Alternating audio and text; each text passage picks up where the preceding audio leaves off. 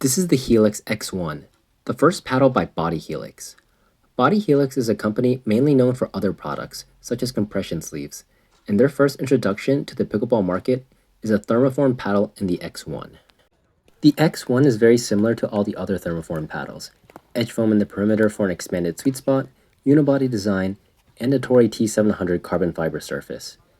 It's also an elongated paddle, so 16.5 inches total length, but the handle length is 5.3 inches, which makes it similar in dimensions to the Vatic V7, 11624 YSF, and the Legacy Pro. The difference is the surface. It's using a tighter pattern on the carbon fiber, so the surface is smooth to the touch, similar to what you'll feel on the Rhombus Pulsars and the Kiwi Lab Slice. Now the website does state that the X-1 is a 5-layer paddle. They say it's a layer of fabric woven onto a carbon fiber surface, and then attached to the polypropylene honeycomb core, and then the same thing on the other side. As far as I know, every one of the existing carbon fiber paddles is technically the same layers. They all have something woven onto the carbon fiber surface to imprint the pattern before being attached to the core. Now I could be wrong in this assumption, and Body Helix is actually doing something special with their construction process, but if they are, it doesn't show in how the paddle plays. The X-1 honestly plays very similar to the other thermoform paddles currently on the market. At first I thought this paddle would play close to the Rhombus R3 Pulsar because of the similar face texture. The R3 does have a slightly longer handle at 5.5 inches, so it is a bit more head heavy and slower to swing, so I thought the X-1 would be a more balanced version of the R3 with its 5.3 inch handle.